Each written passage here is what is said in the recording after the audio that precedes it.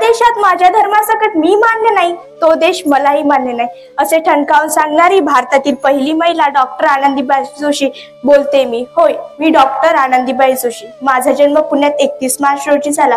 माझे जुने नाव यमुना होते. मी गोपाळराव जोशी यांची ज्येष्ठ कन्या. माझा विवाह वयाच्या 9व्या वर्षी बालपणातच वयाने 20 वर्षांनी मोठे असणाऱ्या गोपाळराव जोशी यांच्याशी झाला. गोपाळरावांनी माझे यमुना हे नाव बदलून आनंदीबाई असे ठेवले.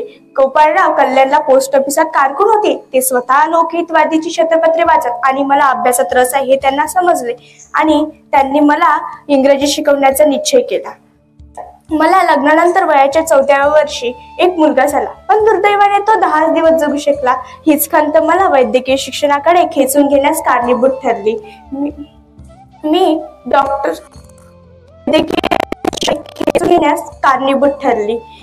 डॉक्टर होण्याचा निश्चय केला.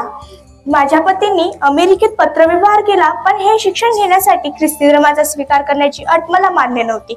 आमच्या प्रयत्नाने ख्रिस्ती धर्म न स्वीकारता वयाच्या 19व्या वर्षी वैद्यकीय महाविद्यालयात प्रवेश मिळाला. सुरुवातीला समाजाकडून कडाडून विरोध झाला, पण कोलकाता येथील माझ्या भाषणाने वैद्यकीय शिक्षणाची गरज स्पष्ट केली आणि उलट भाषण ऐकताच लोकांनी आर्थिक मदतही केली व कष्टाच्या जिद्दीच्या जोरावर आम्ही अभ्यास पूर्ण करून MDA पदवी मिळवली आणि यासाठी आमचे कौतुकही करण्यात आले आणि भारतातील पहिली महिला डॉक्टर असल्याने आमची प्रशंसाही झाली. वाटा वाटा वाटा ग चालीन तितक्या वाटा, माती छाया पायीहून प्रवास माझा उफराटा ग प्रवास माझा उफराटा. डॉक्टर होण्याचे स्वप्न पूर्ण झाले, पण मला क्षयाची बाधा झाली. उपचार करण्यास कोणी तयार होईना. यातच माझा 26 फेब्रुवारी 1887 मृत्यू झाला. अमेरिकेतच माझे स्मशानात लहानसे येडगे बांधले गेले आणि त्यावर लिहिले, आनंदी जोशी भारतातील पहिली हिंदू ब्राह्मण कन्या. आनंदी जोशी पहिली भारतातील हिंदू ब्राह्मण कन्या, पहिली भारतातील स्त्री डॉक्टर, पहिली भारतातील स्त्री डॉक्टर. आम्ही भारतातील पहिली महिला डॉक्टर असल्याने आमची पुण्यतिथी 26 फेब्रुवारी महिला आरोग्य दिन म्हणून साजरी करण्यात येते. अशी शारदा मी, अशी शारदा मी, अशी लक्ष्मी मी, अशी लक्ष्मी मी. सहस्रावधी सूर्य झुकतात जिथे स्वयंभू, सहस्रावधी सूर्य झुकतात जेथे स्वयंभू, अशी सौदामिनी मी, अशी सौदामिनी मी. धन्यवाद. क्रांतिज्योती ज्ञानज्योती सावित्रीबाई फुले यांच्या पावन स्मृतीला अभिवादन करतो. आजच्या या सावित्रीबाई फुले जन्मदिवस आणि महिला सशक्तीकरण दिन, बालिका दिन या कार्यक्रमाला उपस्थित येथील सर्व मातृशक्तीला मी अभिवादन करतो. ज्या सशक्त अशा महिलांचे पात्र या ठिकाणी सादर करण्यात आले, त्या सर्व सशक्त महिलांना, शूर महिलांना, वीरांगणांना सुद्धा मी अभिवादन करतो. आणि ज्या विद्यार्थिनींनी हे पात्र इथे वठवलं त्या सर्व विद्यार्थिनींचं कौतुक करतो.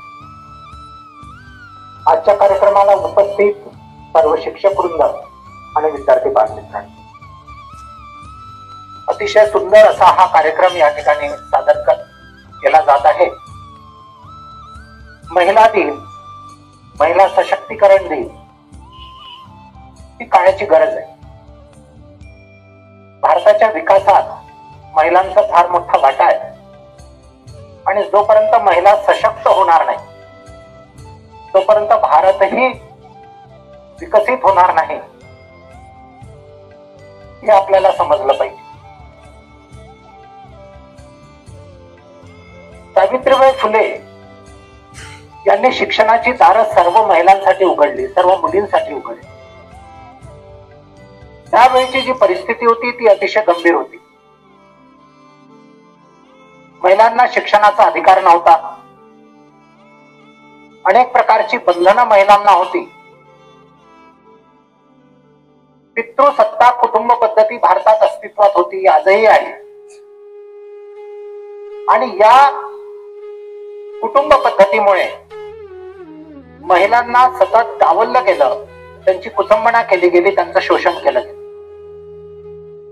शारीरिक दृष्टीने पुरुषांच्या तुलनेत कमी असलेल्या महिला या सतत त्यांचं दमन सतत होत गेलं आणि पुरुषी वर्चस्व असलेल्या समाजाने त्यांचं खूप शोषण केलं, शारीरिक, मानसिक आणि भावनिक शोषण.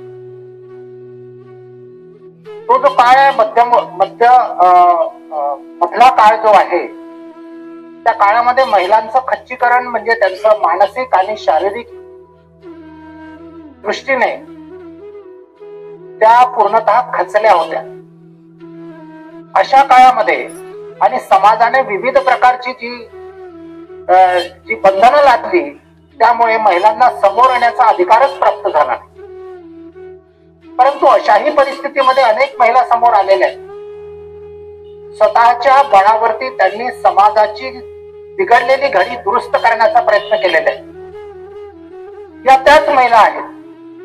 मग ती रमाई घ्या, ती सावित्रीबाई फुले घ्या, आनंदीबेन जोशी घ्या, किंवा मग जिजाऊ घ्या. या सगळ्या महिलांनी त्या वेळेला समाजाची बिघडली घडी नीट बसवण्याचं काम केलेलं आहे.